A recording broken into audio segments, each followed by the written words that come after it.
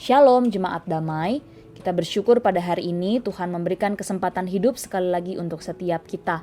Mari kita mensyukuri anugerah Tuhan, mari kita menghargai kesempatan hidup ini untuk lebih sungguh lagi memuliakan Tuhan.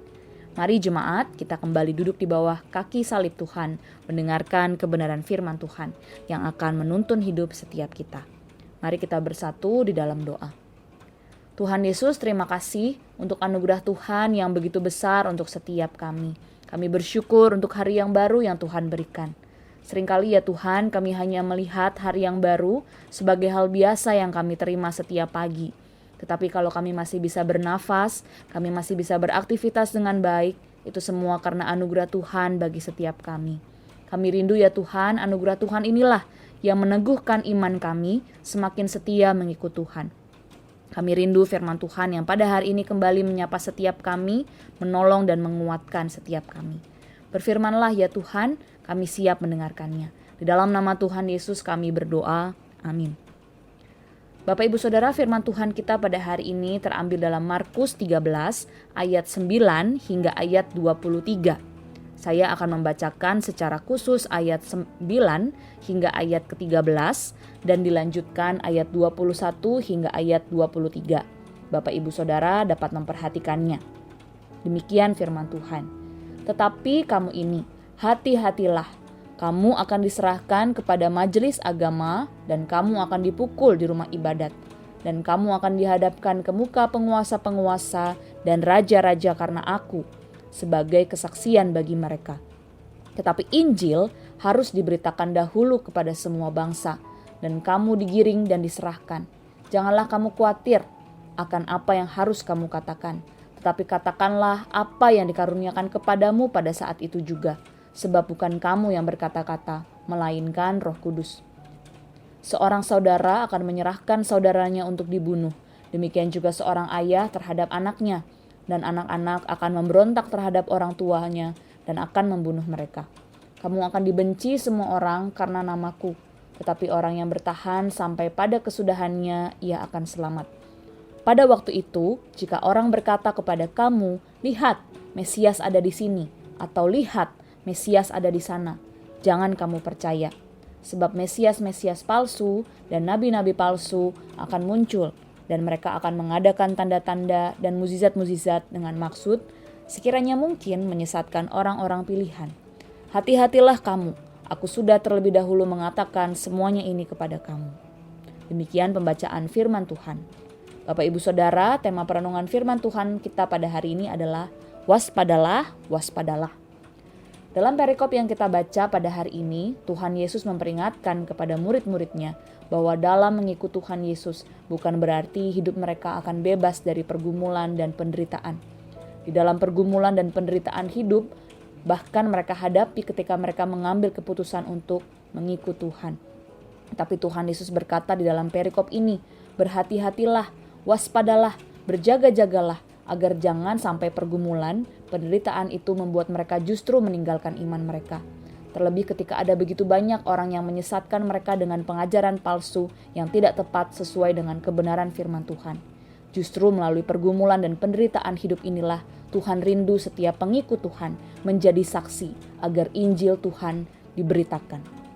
Bapak Ibu Saudara, seorang penafsir berkata bahwa tema utama dalam pasal 13 ini adalah watch, atau di dalam bahasa Yunaninya adalah blepete. Lihat, berhati-hatilah, berjaga-jagalah. Kata ini diulang 5 kali di dalam pasal ini.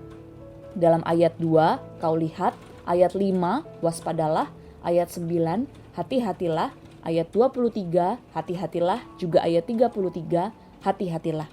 Kata yang diulang adalah kata-kata yang penting yang menegaskan pesan yang disampaikan oleh Tuhan Yesus, agar para murid senantiasa waspada terhadap penyesatan dan penganiayaan yang akan mereka alami, sehingga tidak sampai membuat mereka berbalik dari imannya. Bapak Ibu Saudara, seringkali pergumulan hidup di tengah-tengah penyesatan dan penganiayaan dapat menghalangi mata rohani kita, sehingga kita hanya melihat pergumulan, penderitaan hidup tanpa melihat pengharapan di dalam Kristus. Terlebih ketika ada banyak hal-hal yang justru mendistraksi kita dan membawa kita untuk jauh daripada Tuhan.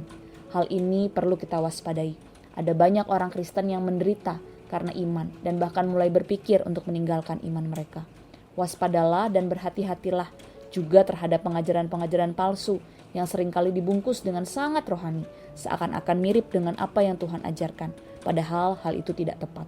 Hal itu seringkali menjatuhkan kita dan menggeser iman kita dari kebenaran yang sejati. Mari Bapak Ibu Saudara, kita tetap waspada dan tetap teguh di dalam iman kita kepada Tuhan. Mari tetap hidup di dalam kebenaran firman Tuhan, sehingga kita dapat memandang pergumulan dan penderitaan dengan kacamata iman di dalam Kristus, sehingga justru melalui hidup kita bisa menjadi saksi bagi orang yang belum percaya kepada Tuhan. Kita memandang lurus kepada pengharapan yang sejati di dalam Tuhan Yesus Kristus, yang walaupun dalam kesulitan, walaupun berada di dalam pergumulan, Ia tidak akan pernah meninggalkan kita. Ia tidak akan pernah membiarkan kita berjalan sendirian. Bagian kita adalah tetap waspada ketika kita menghadapi ajaran-ajaran yang tidak tepat, hal-hal yang semakin membuat kita jauh daripada Tuhan dan pikiran-pikiran yang tidak tepat. Mari Bapak Ibu Saudara, kita awasi diri kita sendiri. Penuhilah diri dengan kebenaran firman Tuhan, saling mendukung dan saling mendoakan saudara-saudara seiman kita, agar kita semua tetap teguh di dalam iman dengan setia. Percayalah bahwa Tuhan Yesus selalu beserta dengan kita, menjaga langkah iman kita, dan anugerahnya selalu cukup untuk menolong setiap kita. Andalkanlah anugerahnya agar hidup kita tetap setia sampai Tuhan Yesus datang kedua kalinya. Waspadalah. Mari kita bersatu di dalam doa. Bapa kami dalam kerajaan surga, kami bersyukur ya Tuhan untuk kebenaran firman Tuhan yang sekali lagi menyapa setiap kami, mengingatkan setiap kami, untuk kami tetap teguh di dalam iman kami, meskipun ada begitu banyak pergumulan, ada begitu banyak penderitaan yang mungkin kami hadapi ketika kami mengikut Tuhan.